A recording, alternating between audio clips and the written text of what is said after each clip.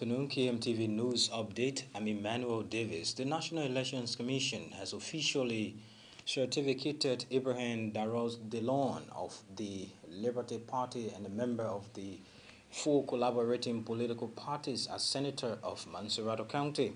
His election comes months after the demise of Senator Gerlindo Sharif, the former senator of this county. He won over 50% of the votes in Mansourado. While speaking at the official certification ceremony in Cinco at the headquarters of the National Elections Commission on Friday, Mr. Delon thanked his supporters for trusting him to represent them at the legislature, specifically the Liberian Senate. He said he will not fail his people as promised during the campaign period.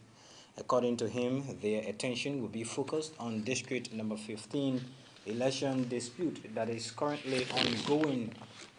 That's the investigation of the election dispute that is currently ongoing at the NEC headquarters in Cinco on 9th Street. President George Weah has formally launched international non-for-profit Christian organization Laswell Clean Water for All project in Bento, Mansourado County.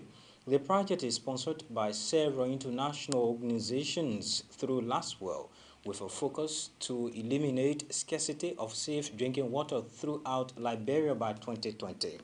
Making remarks at the launch in Bensonville on Thursday, President Weah encouraged Laswell to remain one of Liberia's partners permanently. He said his government remains committed to providing basic social services to Liberians throughout the 15 counties. Meanwhile, Laswell founder and Chief Executive Officer Todd Phillips assured his government that his institution's commitment in providing safe drinking water to the hard-to-reach villages within the borders of Liberia. He said at the completion of the project, Liberia will be the first amongst developing nations to have access to border safe drinking water. The Laswell boss used the occasion to inform the government and partners that his entity is or has impacted over 2 million people directly through water supply. The Liberian government has expressed dismay over the conduct of some Liberian students studying in the Kingdom of Morocco. The over 80 students recently staged a protest at the Liberian embassy in Rabat in demand of arrears owed them by the Liberian government. But Education Minister Professor Ansu Soni said 32 out of the 86 students have overstayed in Morocco, noting that government is still settling their arrears. He spoke at the Ministry of Information regular news conference on Thursday. We have students, of course, studying in Morocco, 86 of them to date. Of the 86, there are 23 of them, plus 9, that's 32, who have overstayed their tenures. And I'm going to tell you the tenure for each study period, so that we compare those tenures to the actual period that each of them has spent. And then you will be the judge. And for the entire period of the extension, though not approved, the government notwithstanding still provided allowances for the students. The 54 students are the freshmen who went to Morocco last year. They include 7 of our students who did the best on the WAS examination.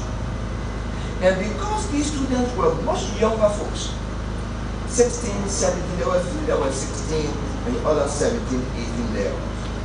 We were proactive and decided that we will rent a space for all 54, so that we don't give them the money and they spend it, and many of them being much smaller will have a problem. So we rented a space for all 54 of them. I was surprised to find out for someone to tell me that these children were out in the streets. I really want to know that.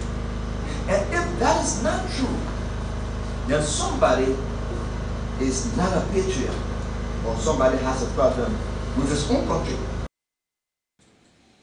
Out of Liberia now, 3 Congolese doctors have been arrested in the Democratic Republic of Congo over the killing of a World Health Organization medic, a military prosecutor has said. According to the BBC, Cameroonian Dr. Richard Mozuko was shot dead in April at a hospital in Butembo, where he was treating Ebola patients.